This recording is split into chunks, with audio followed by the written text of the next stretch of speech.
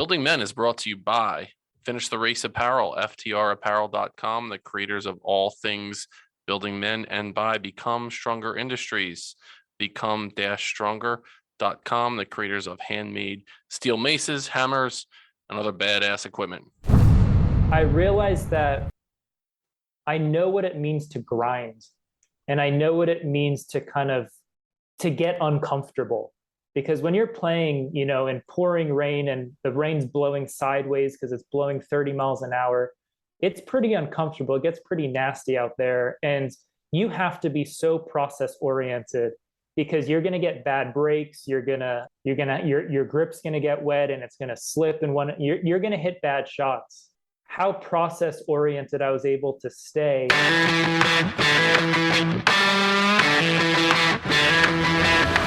You're listening to the Building Men podcast with Dennis and Anthony Miralda, brothers on a mission to help you become the strongest version of yourself, mentally, spiritually, emotionally, and physically. What is up, everyone? Welcome back to the Building Men podcast. Excited today to have on a Jersey guy as our guest. And if you're a listener of the Building Men podcast, welcome back. If you're a brand new listener, welcome to our show. I'm a Jersey guy, and so whenever have an opportunity to talk to another Jersey guy, I enjoy those conversations. I don't want to say more than other ones. They're just different vibes because it's like you live in Jersey. It's like you could wear it as a little bit of a badge of honor on your sleeve when you're from this area. So our guest today, his name is Greg Schmaus. He is the CEO of Healing 4D. He is a holistic health practitioner, shamanic healer, massage therapist, and the creator of Healing the Mind. A lot of cool stuff on his resume. Greg, dude, welcome to the podcast. Thanks for having me, man. I'm excited to be here. Oh, my pleasure. And I heard we connected. You are buddies with Mike Salemi, and people that listen to the podcast. We've had Salemi on more than once, one time without the mustache, one time with the mustache. Do you know Salemi with the mustache or without the mustache? I haven't spoken to him since he's had the mustache, so it's been a little while. Oh, I told him he needs to have its own. It needs to have its own Instagram page. We were calling it the Viper because he looks like from Top Gun. It's like a Tom Selleck-esque mustache. And I'll tell you, like, now that we're talking for the first time, you look like you can be in the Bradley Cooper family. Have you been told that before? I get that a lot. That's the one like celebrity connection that I get often, and I'll take it. Hell yeah. I mean, he was like the sexiest man alive. I mean, I'm a heterosexual male, but you can't help but look at Bradley Cooper, especially with the beard that you got going on right now. Yeah. I would absolutely take that. I do take it all the time. So thank you for that. And then you're also, you're friends with Josh Trent, who was on the Building Men podcast. Josh Trent, for those listeners, we had him back on November timeframe, October, November. And he is the one that talked about, if I can breathe, I can choose. And that was a lot of his message. And listen to you interviewing on his podcast. You were on his podcast more than once. You've done the rounds. You're out there really well respected in this area. So I'm excited to dive in. So your connection with Trent, tell me a little bit about that, your connection with Josh. Yeah, it's an interesting story. So kind of taking the rounds in the podcast world for me started with Paul Chek, who was a big mentor of mine over the years. And I was a client of Paul's for many years and also a student. I'm a Chek practitioner in my work, but Paul helped me work through a lot of my own personal challenges. And after he and I did our first podcast together, Josh and I then connected. And Josh and I did a couple podcasts together, but after the first one, it was interesting. So this was I think it was like post-quarantine in Jersey. It was kind of like late June-ish, kind of 2020. And I had closed my studio down during the quarantine. And after the quarantine, I decided to go rent a house locally here in Jersey and decided to move my studio into the house so I can live out of the home and see clients out of the house. I felt like after the quarantine, that's probably the best way for me to start my business up again. And a couple months in, the town started kind of knocking on my door saying, this is a residential zone. You can't run a business here. So, I was seeing a couple clients a day out of there. So eventually I had to shut it down all over again. and they actually took me to court. So it was a big kind of dilemma. And essentially, my business took a 180 in the sense that in that moment, I realized I never want my practice or my business to be dependent on my physical location ever again. So I said, okay, like I need to pivot. I need to make some changes. So I called up Josh and said, hey, Josh, I need some business coaching. I love what you've done with Wellness Force, with your brand, your online program. Will you take me on as a client and actually coach me in terms of my business so I can build a program, build an online presence, and not have to deal with any of this ever again? So Josh, being a good friend, was like, yeah, of course, man, I'd love to. And so he actually helped me build my Healing the Mind program. And I just love all the work that he's done. So he was just a great guide for me on my journey at that time when I was really kind of trying to make things happen. And yeah, go ahead. Yeah, and for you to come across to me and two guys that you had mentioned, Salemi and Trent, I hold them in such high regards. And so it was a no-brainer. Absolutely, come on the podcast. Can't wait to talk to you to hear about your journey. Yeah. So you mentioned growing up in Jersey, but and before we started the podcast, you mentioned you went to high school in South Carolina. So you moved down there during your high school time frame, and it was golf and tennis. And so I'd love to hear just about that decision. When did you move down, and give us a little bit of information about what that experience was like? I'm fascinated with people's educational journeys. Yeah. So I was always an athlete growing up. That was always kind of my main focus, academics, social life. It was always, for me, it was always sports. That's kind of what I was always kind of focused on. And eventually, once high school came around, I really was focused on my golf career. It was the one sport I really connected with and really wanted to pursue collegiately and then hopefully professionally. And there were a bunch of guys in my area that had gone to this golf academy down in Hilton Head, South Carolina. And the main one that I was really intrigued with was, you may have heard the name, a guy named Morgan Hoffman. So Morgan Hoffman is a Jersey native from Bergen County who he would actually be a great guest on the podcast. So he went down to South Carolina, and he was that kind of one guy that you knew, that guy's going to make it. That guy's going to go all the way. So if I just do whatever he's doing, there's a good chance I might as well. So he went down to South Carolina, eventually, played. He was a first team All-American at Oklahoma State, played on the PGA Tour. And that's what attracted me to go down to South Carolina when I was 16, it was a boarding school.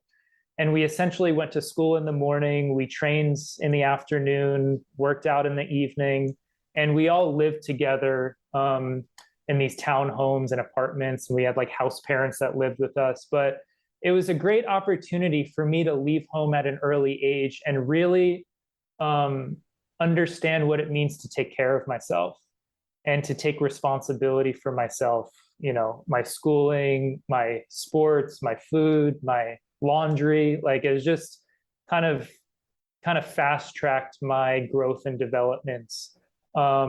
So I spent 2.5 years down there.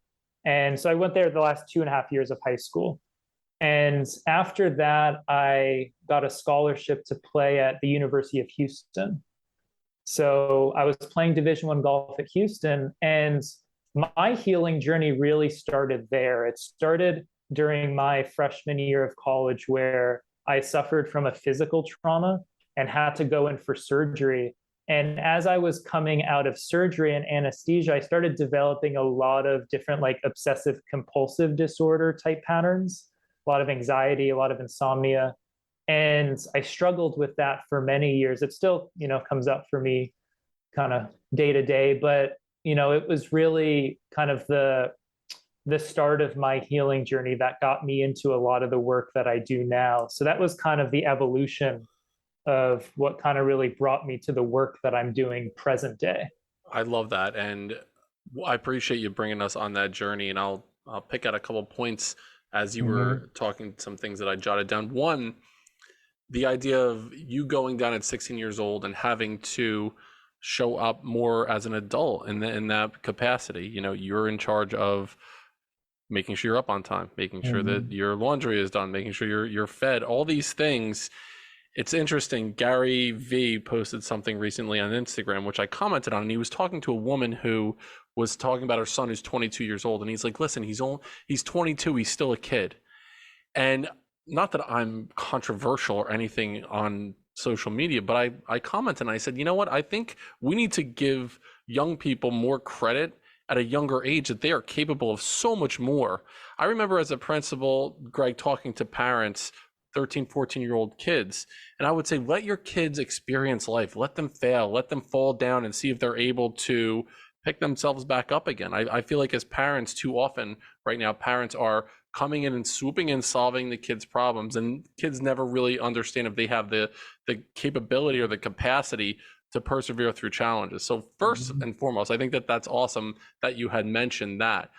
Talk to us a little bit about, you know, during that experience. So now it's at a boarding school. Was it co-ed? Was it men and okay? And so what was a life lesson besides the idea that you had to fend for yourself, so to speak? What's a life lesson that you learned from this experience at this boarding school in South Carolina? Well, I would say the first thing is a big life lesson that I learned is, you know, I always had, especially at that age, I always had a sense of purpose or a sense of mission of like, this is what I want to do. This is what I want to experience as my life. And all of my choices were made around that. Right. So for me, like getting up and going to the gym was an easy decision. Eating quality food that would feed my body in a healthy way and nourish my body and fuel my body, that was an easy decision. Getting to bed on time and getting enough sleep, that was an easy decision because I had this sense of purpose and mission. And it was really just a passion that I had. You know, it was really just something I was passionate about that I really wanted to take advantage of. And now fast forward to, you know, my work as a holistic health coach and coaching people through a lot of different physical, mental, and emotional health challenges. The number one obstacle for people in terms of their healing process is having a reason to heal. A lot of people say, you know, I want to lose weight, I want to get out of pain, I want to resolve this health challenge. But if you ask them why, they don't really know. They don't really have a clear answer. And then what you realize is there's actually more aspects of them that are benefiting by not healing than there are parts of them that are benefiting by actually healing. That's called secondary gain or self-sabotage.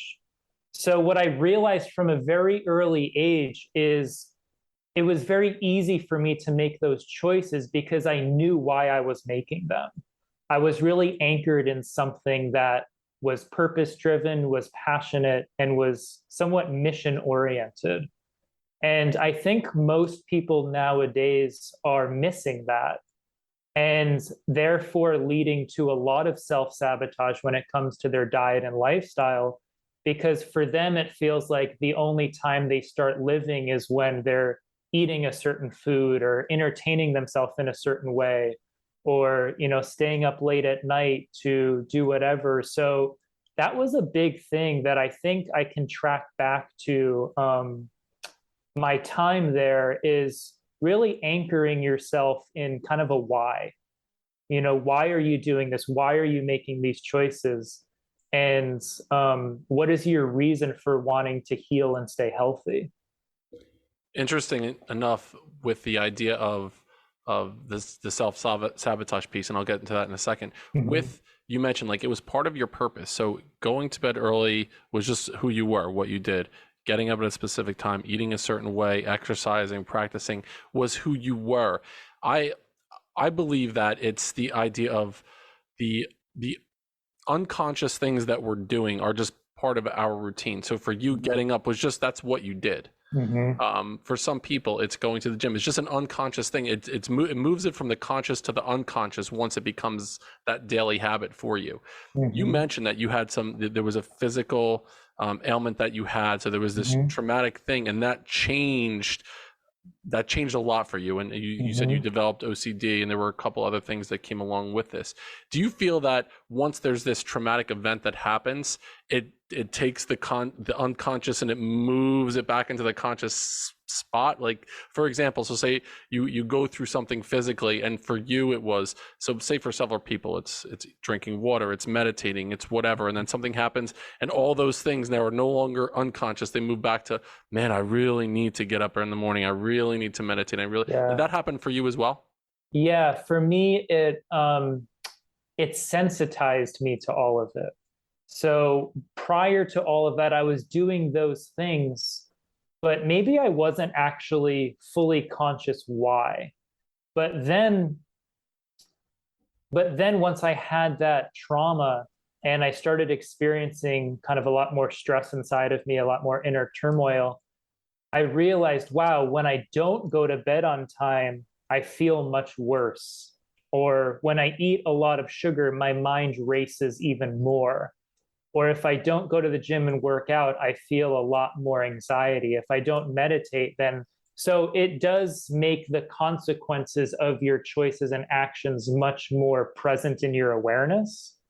So, that's where I think, a lot of people who work as coaches or healers or whatever it might be, a lot of times they have to go through their own health journey first, because it gives them the level of sensitivity, or also empathy and sensitivity, to be able to feel, okay, when you do this, this is what happens. When you don't do this or you eat that, this is the result that you experience. So it makes it easier for you to relate to a client who's going through the same challenges. So I do think it kind of resensitized me a little bit to what the consequences are when you do or don't make a certain decision.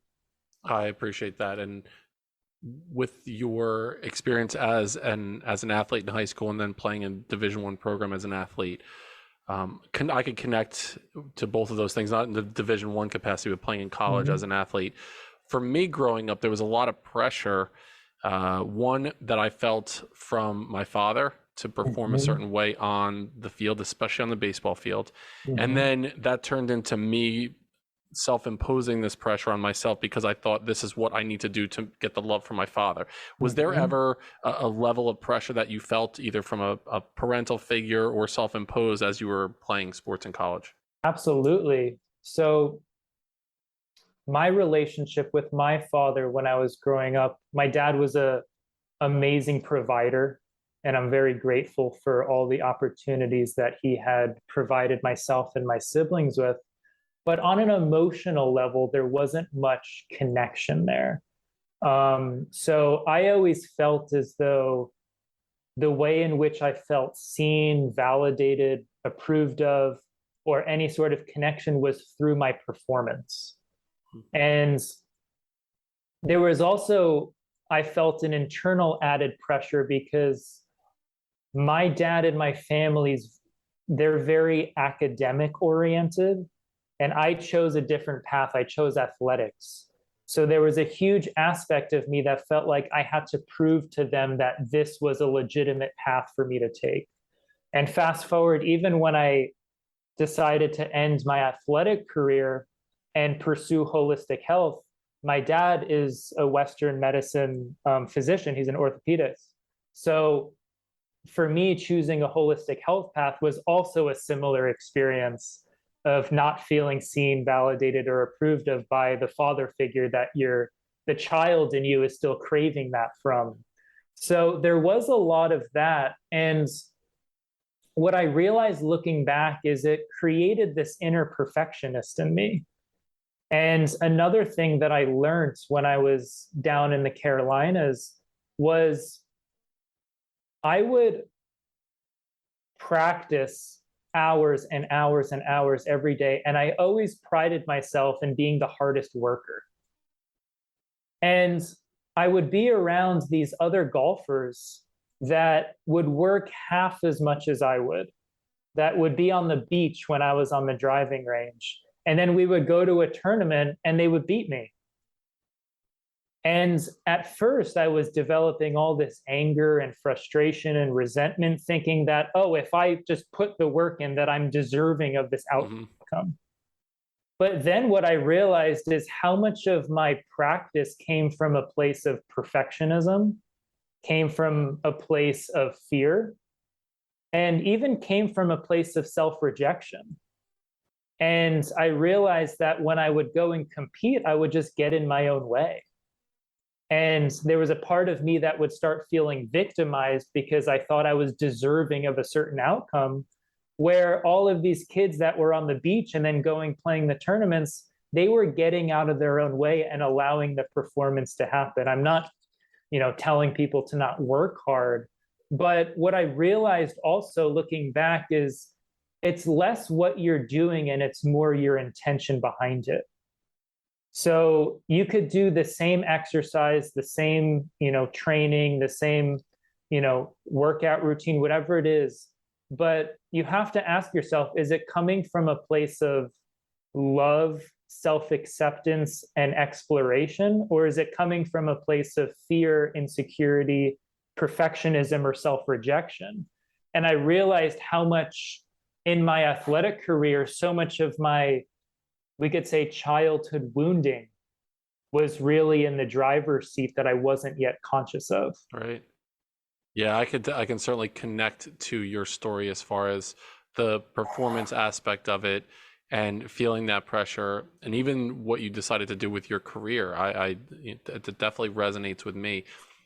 As you were telling that story, I'm wondering how many people are listening are saying, "Oh my God, he had the perfect situation. He went to high school. He would wake up, go to class, train, and then play golf in South Carolina near the beach. Like that's unbelievable. And then going to play golf at a D1 level. But there was also this pressure, this inherent pressure and this familial pressure that was happening. Were you able to sit back and really enjoy it? Or the whole time was it this, cognitive dissonance that was happening? I really should be loving this, but I feel so much pressure and I don't like what I'm doing and I'm not performing the way I need to perform. What I realized looking back is, I did really enjoy the journey. I do have a lot of fond memories looking back. But what I realized is looking back, I enjoyed the process a lot more than I did the pursuit of any result. So I loved practicing. I loved training. I loved perfecting the craft. But then I don't think I ever really enjoyed the competition as much as I did the actual preparation. So that's where, looking back, I realized that I had a lot more feminine nature inside of me than I thought I did. Because the feminine aspect of us is the very process-oriented part of us. And the masculine nature of us is the very goal or result-oriented part of us. And looking back, I was much more process-oriented, much more feminine. And I had a harder time with the competitive result-oriented part of it. So my fondest memories are more in the practicing than the actual competing. Now, I have great memories of competition, and whether it was, I remember one day I set a course record during a tournament and winning various tournaments or qualifying for big tournaments. I have very fond memories of that, but my fondest memories are more in the preparation and the process. That's what I really enjoyed the most. And I'll tell you, for those of you that are listening, and anything that you're doing, if it can become more about the journey rather than the destination, that's the sweet spot, in my opinion. Mm-hmm. When you think back on your golf career, is there a shot or two that sticks out? Was there one that you hole in one, or you drove of par 5 and 2, or is there anything that sticks out like that? Yeah, there's a few, and for a couple of reasons. I mean, the one round where I set a course record was my the beginning of my senior year of high school, where I was starting to play some good golf, but I hadn't yet broke through. And we were playing the final round, the third round of a tournament down in South Carolina. And I was playing an incredible round of golf. I was 5 under par through 17 holes. And the 18th hole was a tough hole, and it was playing into the wind. There was water on the left. It was a long par four, and I hit a perfect drive, and I just had 150 yards in. And I had never broken 70 yet in a tournament.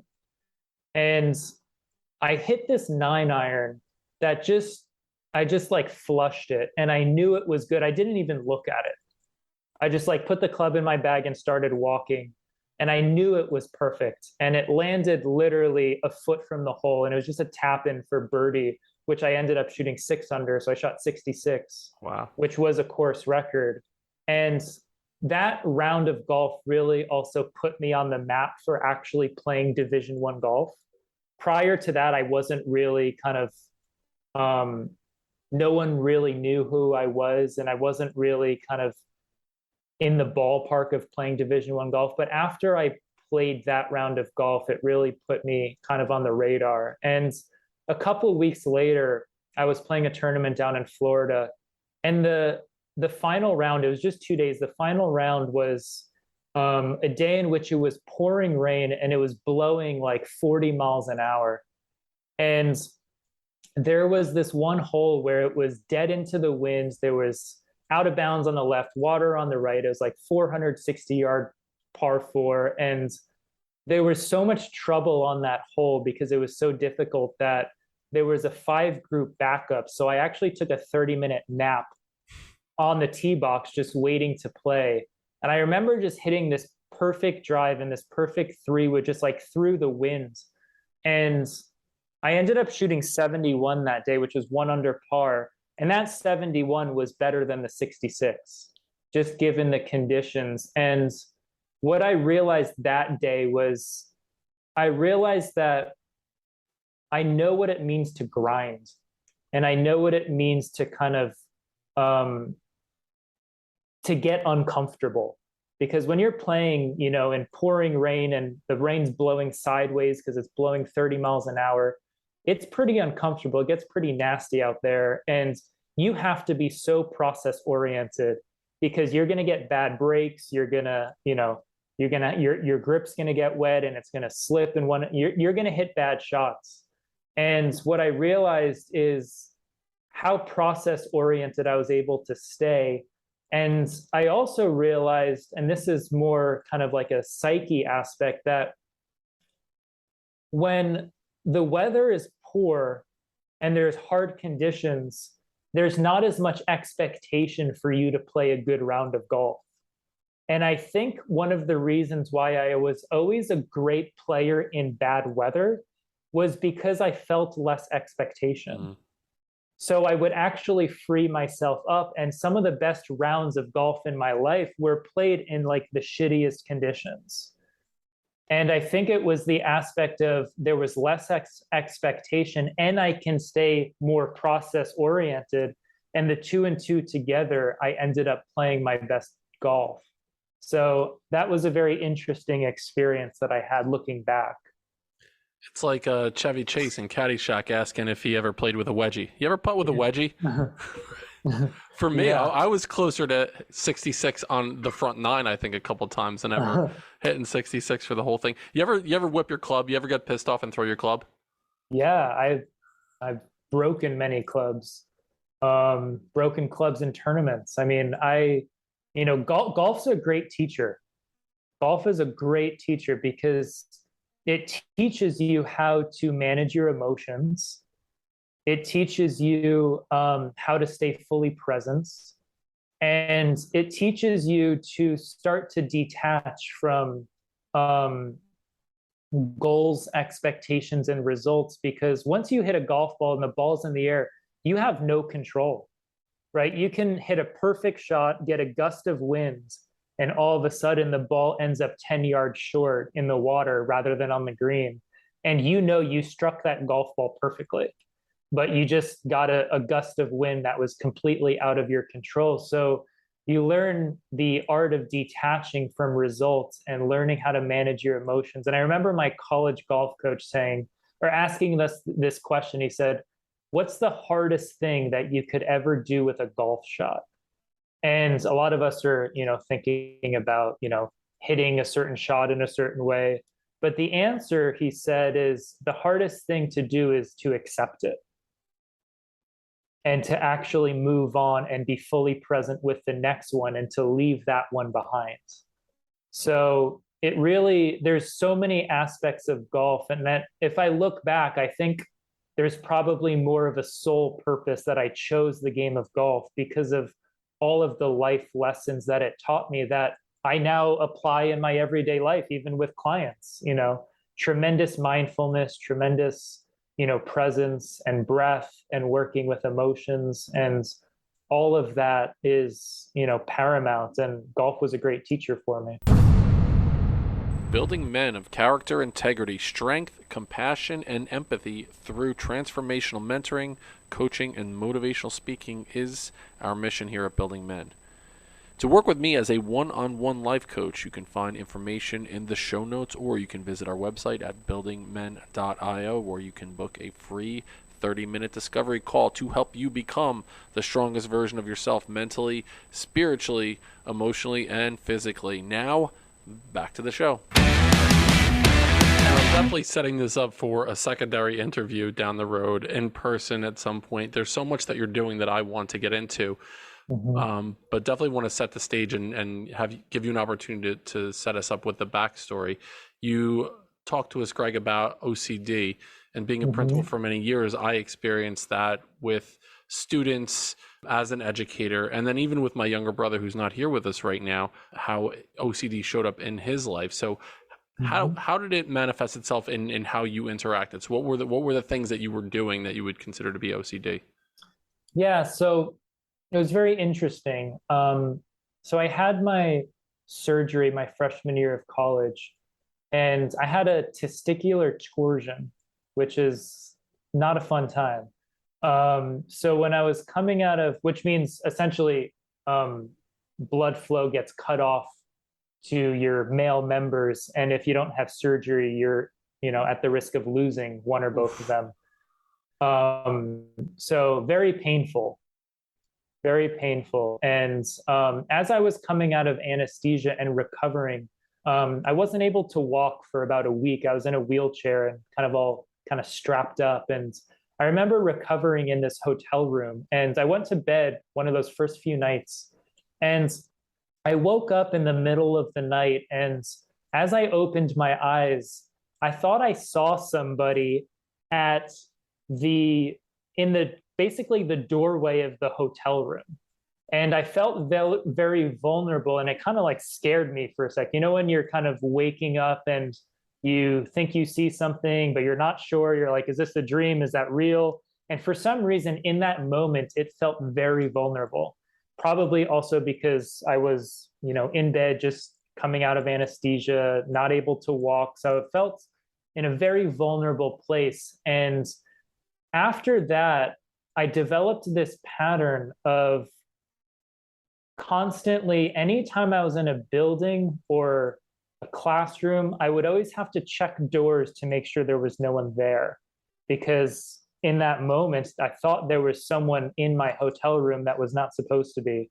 And it seems very benign, but in that moment, it triggered something in me that for some reason, I had to constantly keep checking the doors to make sure there was no one there. And that was just kind of like the first kind of phase of it, where eventually after that experience, I really wasn't able to sit in a classroom for more than 20 minutes without having to go outside and just get some fresh air and just kind of reset myself. But my mind started developing these patterns of constantly repeating thoughts, constantly repeating images, even just repeating words that felt related to something I was experiencing. And my mind would constantly loop and loop and loop and loop about the same thing over and over. And it was very challenging because I would wrestle with it. I would try and get rid of it. I would fight it. And you know the old saying, what you resist persists. Mm-hmm. So I kind of got almost like stuck in these thought loops for long periods of time where, you know, it would be the whole day where, you know, thousands and thousands of time, my mind would just be looping about something. And it would be hard for me to kind of like shift into something else or shift my focus or awareness to whatever I was engaged in. It's kind of like the car getting stuck in first gear, so to speak. So that took me many, many years of a lot of inner work, a lot of deep meditation, a lot of really learning the art of mindfulness to get to the place where could really stabilize my mind and engage life more fully and clearly. And I mean, even to this day, my mind will kind of loop about things here or there, but I'm able to witness it. I'm able to observe it and not really get consumed by it. So, you know, looking back, the OCD was really one of my great teachers because, first of all, it taught me how the mind works. It taught me that there's a deep truth in a lot of the mystical or spiritual teachings, which is everything that's true is a paradox. And I remember reading a lot of those teachings because I was just like in this search for answers. I was kind of like seeking, what does this all mean? What's the purpose behind this? How do I heal myself? And once again, even with this challenge, I thought there was a purpose behind it. One thing looking back in my life, I can kind of pride myself in whatever I was experiencing, I was always looking for the purpose behind it. I was always looking for the meaning behind it. And I was always looking for how this was happening for me rather than against me. And I would use the OCD as kind of a motivation for me to go deeper and deeper into myself and to really understand what all the great meditators or mystics and spiritual teachers were actually saying. So I remember reading these teachings of, you know, if you want to shrink something, let it expand. Or if you want to get rid of something, let it flourish. And our rational minds, like, that doesn't make sense. But I'm like, all right, let me try this out. So I would approach all of my kind of OCD looping thought patterns. And I'm like, all right, well, what I'm trying to do is get rid of it. So what if I went to the other extreme, which is to give it permission to be as it is, even to let it expand and flourish. And I would give those parts of my mind, those thoughts, the space to do whatever it wants. And all of a sudden, it would take up less space and it would start going silent, almost like you took your dog out to the park and you're like, hey, you're free to go run around. And all of a sudden it sits by your side. Right. But if you're trying to control it and hold the leash really tight, it's going to pull back and it's going to fight back. So I realized that whenever you're working with the mind, there's always a paradox. And that allowed me to really cultivate, you know, what a lot of the meditative or spiritual teachers talk about, being the witness, which is the ability to witness your thoughts, the ability to witness the mind, even witness the emotions, and to witness yourself almost as like a third-party observer, where you can witness the process unfolding inside of you, but you don't get consumed by it. And that's really, you know, the practice of mindfulness that really allowed me to get to where I am today and be able to, you know, help those who struggle with similar challenges. And that journey that you went on, it wasn't an overnight thing. I can imagine how long it took you to go through that and the deep work. And you talk about the healing process that you went on. Was there a mentor in the space for you? Was there a book that you read? Was there a person that you connected with that you would say, if it wasn't for this person, I never would have gotten out of this experience that I was going through? Yeah, the first person I worked with, I had worked with a lot of people whom I did not feel was helpful. And a lot of it was kind of just like your kind of standard traditional kind of psychotherapy. And not that any of that is bad or wrong. There's a time and a place for all of that.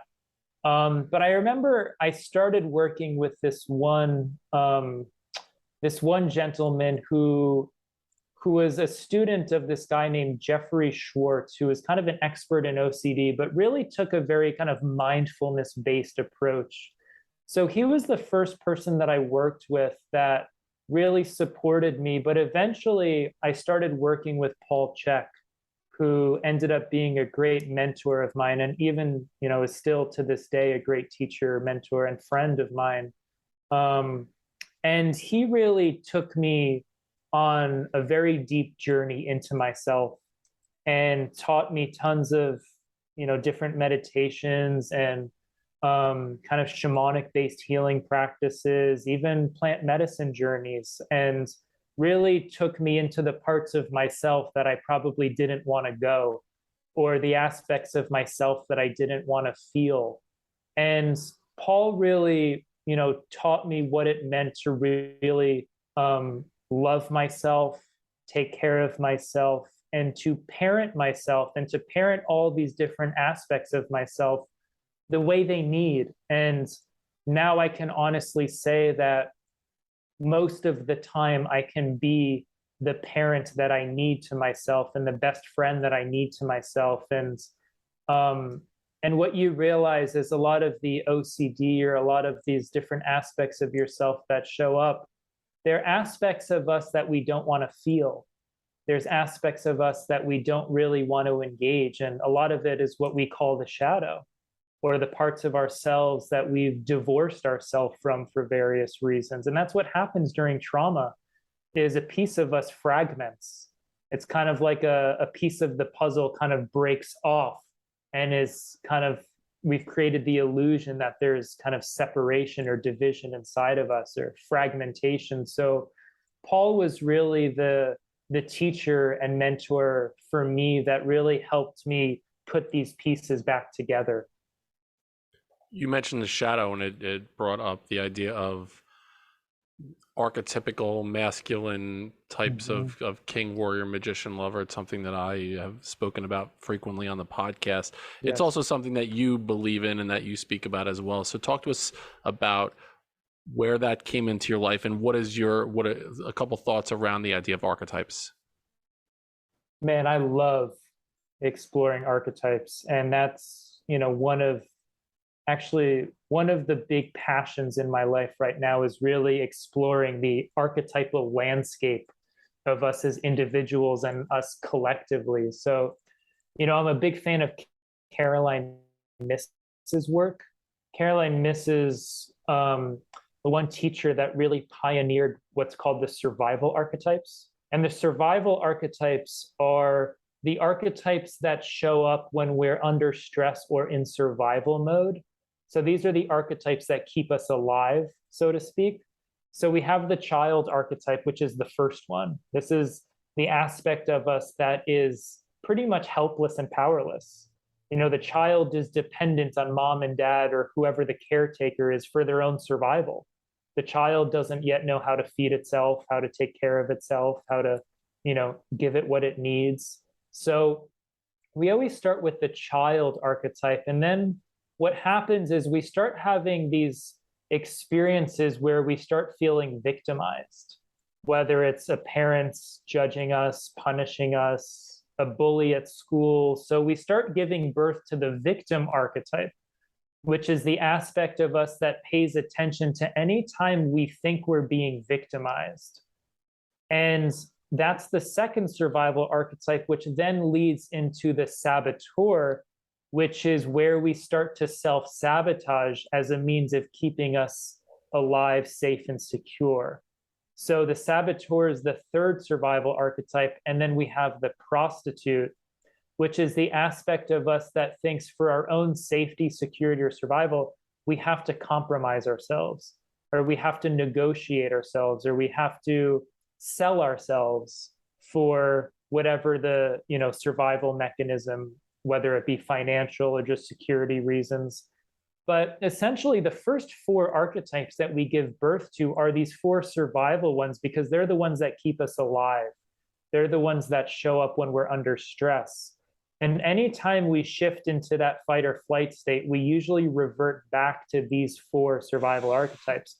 We either act out our inner child, our wounded child, our orphan child, our invisible child, or we play the victim, right? We feel as though life is happening to us. And remember, there's a difference between being a victim and playing the victim, right? Being a victim is, oh, this person's abusing me. I need to get out of this relationship. That's, yes, I'm a victim. Now I need to make a change and get out of here.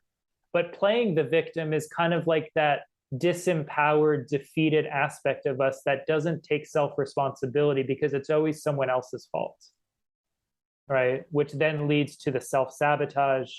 And a lot of the prostitute archetype is based in our own insecurities of, I need to be who I think everyone else wants me to be. I need to do what I think everyone else wants me to do. So we compromise our values. So that's the prostitute.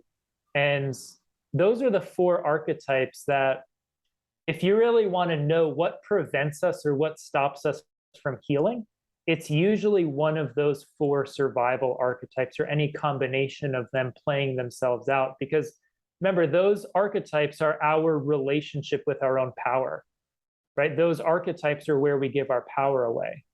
So there's an aspect of our archetypal landscape inside of us that actually benefits by giving our power away, that benefits by not healing, that benefits by playing that disempowered role for its own sense of survival, right? So those archetypes protect us from our own empowerments, because for some aspect of our ego, actually stepping into our power is scary. It's unfamiliar, it's uncomfortable. So that's where those archetypes show up. And if you look at, the pandemic and a lot of what's going on in the world over the last couple of years, you can look at it through an archetypal landscape and see all of the survival archetypes playing themselves out. So, Greg, I appreciate you walking us through that journey. That was fascinating to me. I hadn't heard of the survival archetypes. I'm going to check that out right now and dive deep into that. My thought is, or my question is, so say something happens to me as an adult. Will I revert? Like it's a similar experience to me. Like whatever the experience I go through will bring up something from my past. Will I revert back to the spot in my own development and call upon one of these? Like, so say it's something happens to me and it reminds me of something that happened when I was 5 years old. Will I go back into that time and show up in more of that victim archetype way to deal with it? Will it be dependent on the situation? Yes. So anytime we experience a trauma, there's an aspect of our psyche in that experience that gets frozen in time. And essentially that part of our psyche, until we do the healing work, doesn't really progress or mature past that point. So we'll develop an archetype to protect that part of us, right? So say we felt victimized when we were 7 years old and we were bullied walking home from school. Anytime that if we haven't yet done the healing work, anytime we feel victimized, it's going to age regress us back to that point.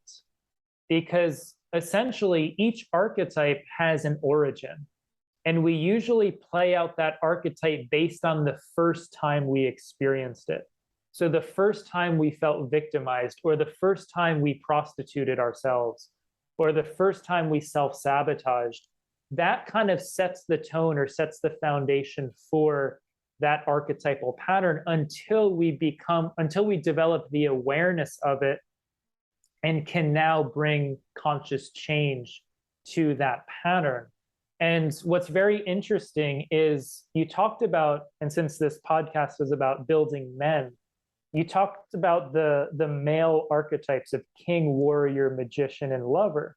So if you take the survival archetypes and match them up with king, warrior, magician, lover, you see something very interesting.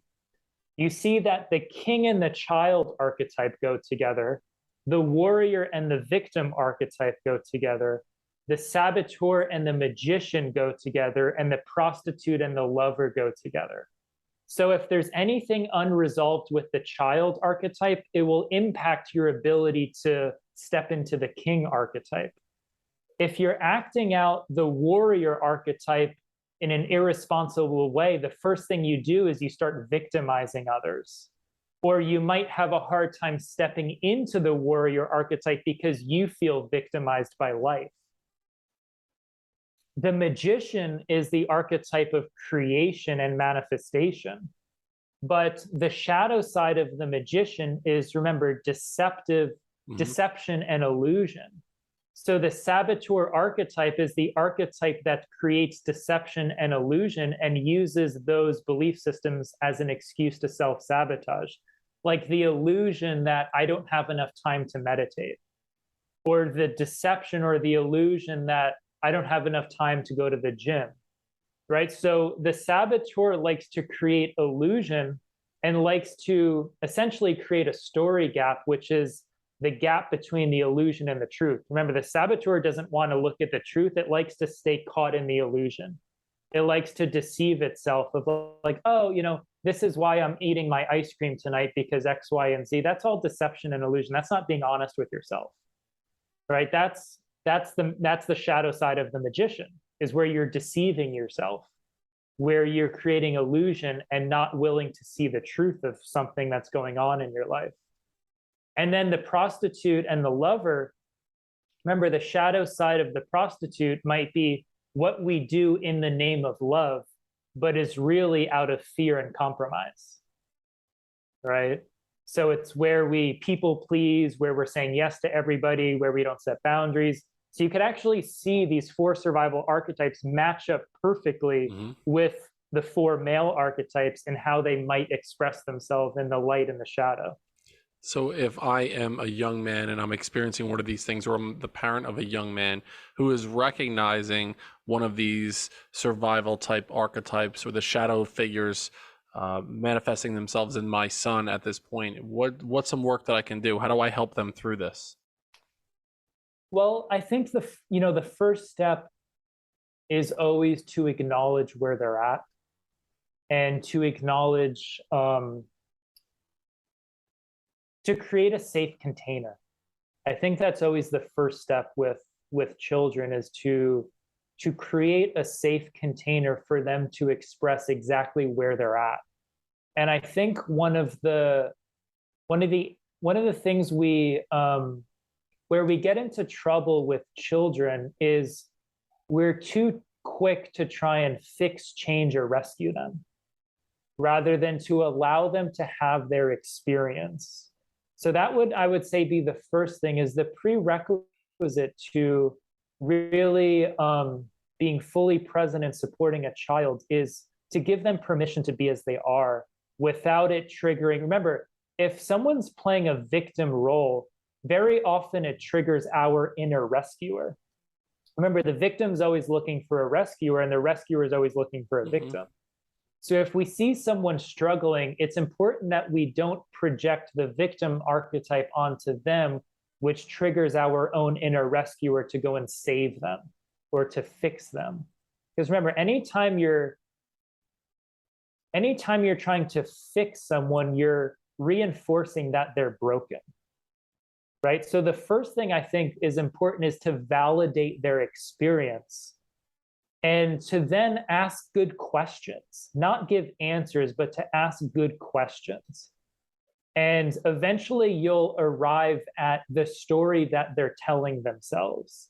And I think that's one of the most important things to explore is, hey, let's just get curious about this story that we're telling ourselves. And not give them any solution, not give them any answer, but use healthy questions to allow them to arrive at their own experience, their own awareness. And I think also the prerequisite also for parents is to remember that if everything is archetypal, that also means that nothing is personal, right? If everything's archetypal, it means everything's archetypes being played out. It means it's never a personal thing. And I think one area that parents have a hard time holding space for their children is because they put themselves in their child's narrative too much, right? They think, oh my gosh, is this a mistake that I made? Is this something that I did wrong? And they see it too much on a personal level, not enough on an archetypal level. This is why, Matt Kahn says, if you want to really hold space for someone, take yourself out of their narrative. Because if you're still a part of their narrative, you still have some ego or some secondary gain or some agenda in their outcome.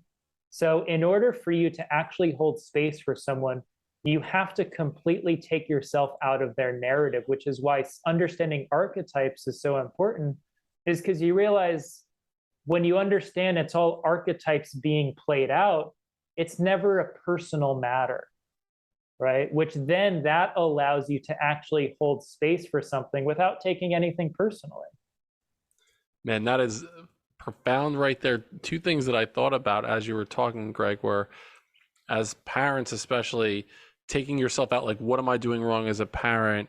What can I do differently? Or what I heard is, well, when I was your age, this is how I did it. When I was your age, I would have kicked that kid's ass, whatever it was. But again, it's taking you out of that space for your kid. Be there for them.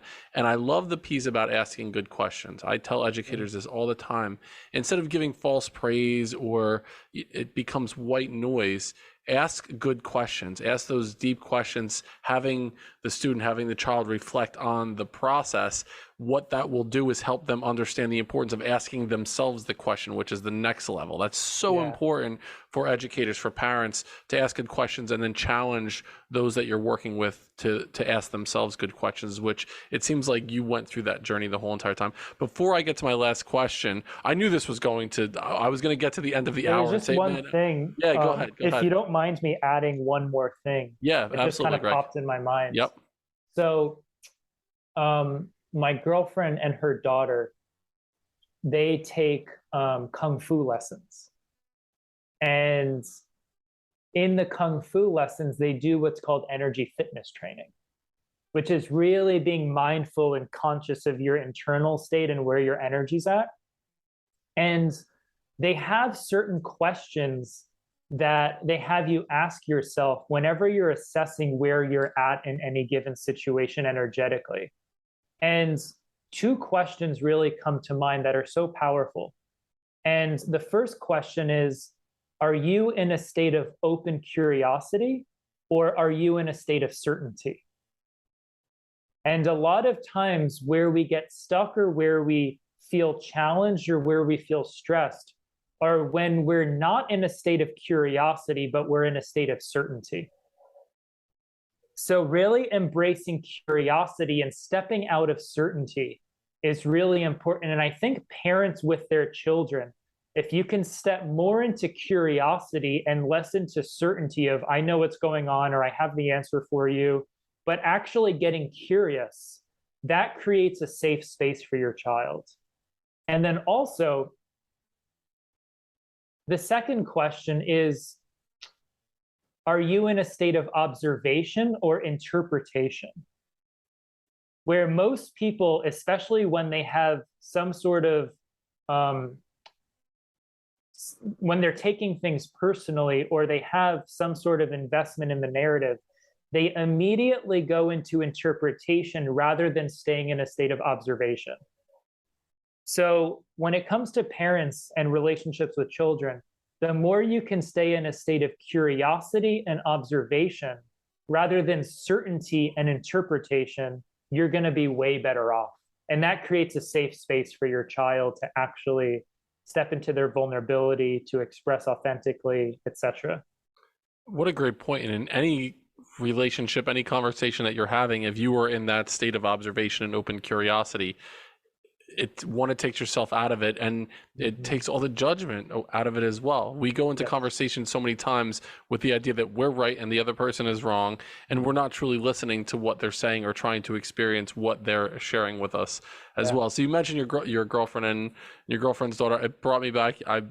We didn't get to this, but you mentioned in the beginning, or we mentioned in the beginning, that you're a massage therapist. It brought me back to, I think it was a Seinfeld episode where Jerry was dating a massage therapist, and as they're dating, he lays down on the couch and he puts her hands up on his shoulders and he wants a back massage. Like, in your dating life, is that something where you feel like, I'm a massage therapist. It's part of my profession. Do I have to give you a back rub, or am I getting paid for this? Like, what's the deal there? I get asked from my girlfriend and her kids and from family members. I get asked a lot to, at night, hey, my back's bothering me. Can I get a little massage? And most of the time I'm very happy to, offer that for a few minutes. But yeah, it hasn't really been an issue, but it is something that comes up Right. quite often. Yeah. So people love to be in relationship with massage therapists. I was going to say, yeah. And it's less people asking for themselves, but it's more people offering me up to someone else. Right. It's like, ask Greg for it, Yeah. So that triggers my inner prostitute. Exactly. Right. There's my prostitute archetype of, of course, at your service. Here's this guy who looks like Bradley Cooper with strong hands. I mean, you're the top of most people's lists right now. You're probably going to get some DMs after this episode. Before I ask my last question, tell us where we can find you. How do we get in touch with you and follow along with everything you're doing? A fascinating story and brilliant individual. I really appreciate having you here. Yeah. So if anyone's interested in connecting with me, the best place is my website, which is healing4d.com. Then that's the number 4d.com.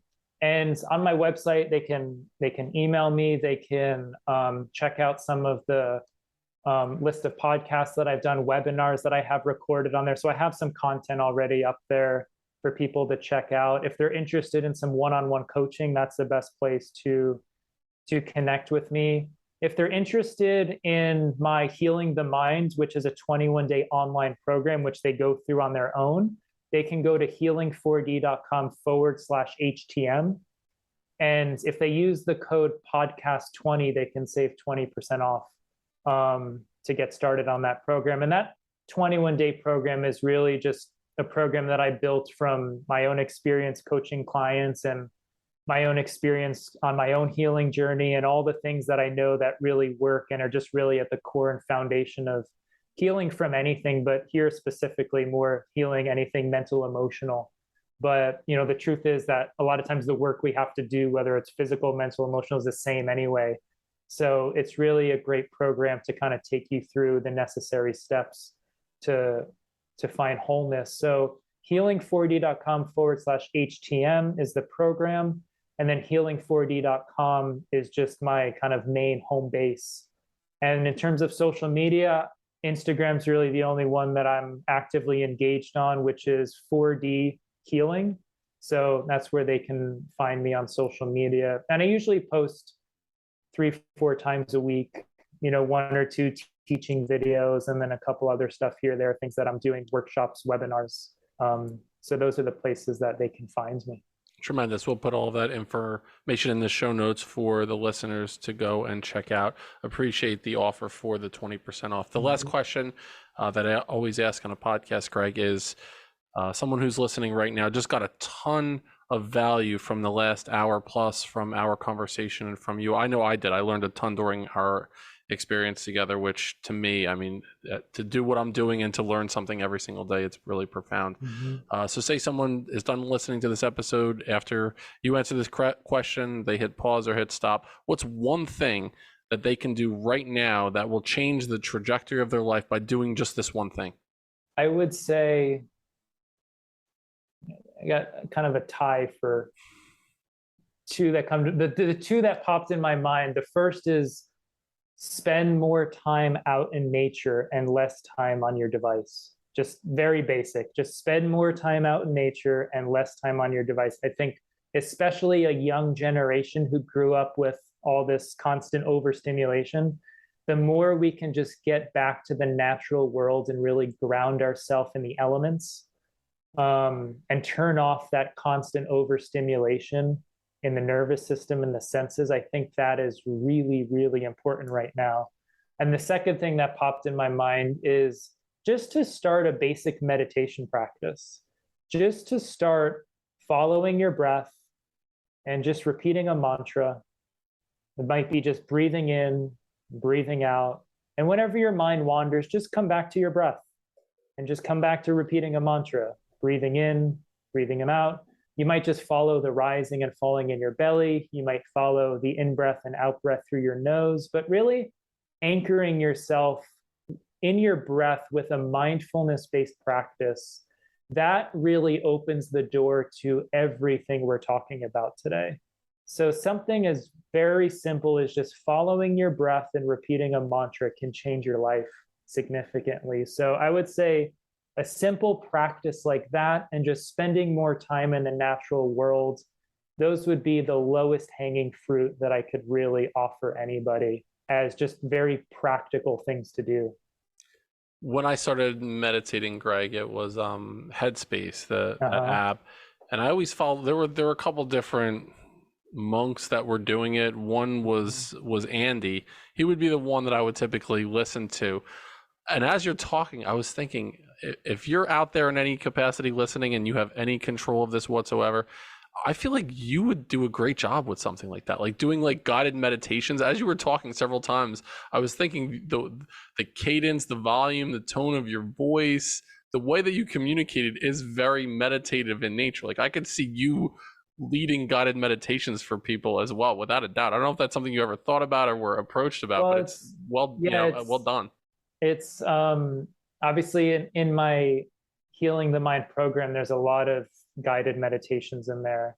And when I work with clients, we do a lot of inner work, a lot of meditations together, and I record a lot of them. So for the students in my program and the clients that I work with, they get a lot of recorded meditations from me. But yeah, it is something that I kind of interested in exploring kind of more for the general masses. So I appreciate that. Oh, my pleasure. Absolutely. For the Building Men audience, check out our two sponsors, Finish the Race, apparel for all things building men, Become Stronger Industries for handmade steel maces, hammers, and other badass equipment. If you're interested in hiring me as a one-on-one coach, check out the information in the show notes. And we're happy to introduce the Foundation, which will be our virtual group coaching for young men in middle and high school. That will start in late September. It will be 2 Zoom meetings per month around a specific topic. And it's something we're really excited about. So for Greg Schmaus, it was such a pleasure, dude. I really, really, really appreciate having you on. Looking forward to having you on at some point again in the future for the audience. Go one step further than you thought you could go. We'll see you next time on Building Men.